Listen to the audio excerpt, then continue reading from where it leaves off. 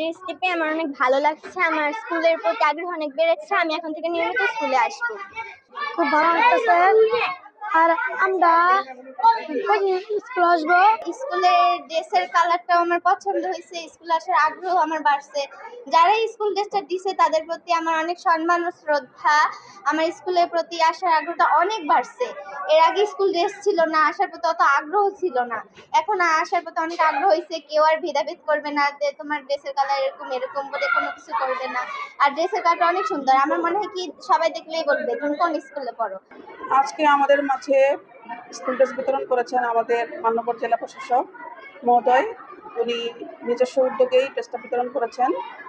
আমাদের ছাত্রছাত্রীরা বেশিরভাগই ঝরে পড়া বঞ্চিত শ্রমজীবী বাচ্চাদের অভিভাবকদের সন্তান, তারা সব কিছু থেকে বঞ্চিত। স্যার একদিন আমাদের স্কুলে ক্লাস ব্লক দেওয়ার পরবর্তী সময়ে ভিজিটে এসে দেখেছেন যে আমাদের স্টুডেন্টদের ড্রেস নেই, স্কুল ড্রেসটা নেই।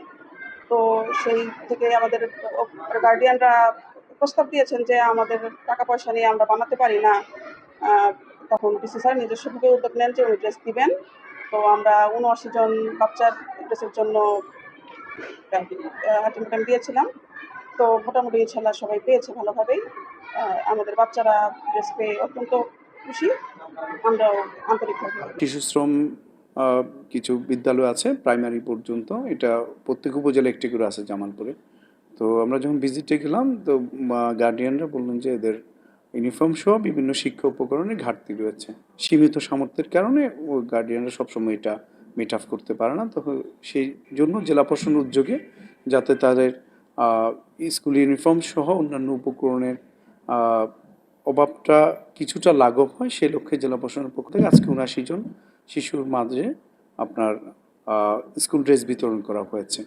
তো এটা শুধুমাত্র তাদেরকে এই মেসেজ দেওয়া যে তাদের পড়াশোনার পাশে আমরা আছি, আমরা তাদের জন্য কিছু করতে চাই, এবং এই মেসেজটি ও দেওয়া যে তাদেরকে একটি সুন্দর জীবনযাপন করতে হবে পড়াশোনা শেষে, যাতে তারা স্কুলের প্রতি আকৃষ্ট হয়, সেটাও অন্যতম লক্ষ্য ছিল। এবং পর্যায়ক্রমে এই জেলায় আরও যে সমস্ত শিশু সহায়তা কেন্দ্রের বা এই ধরনের স্কুল রয়েছে যেখানে সীমিত সামর্থ্যের গার্ডিয়ানদের ছেলেমেয়েরা পড়ে, সে সমস্ত স্কুলগুলোতেও আমরা এই ধরনের পদক্ষেপ গ্রহণ করব।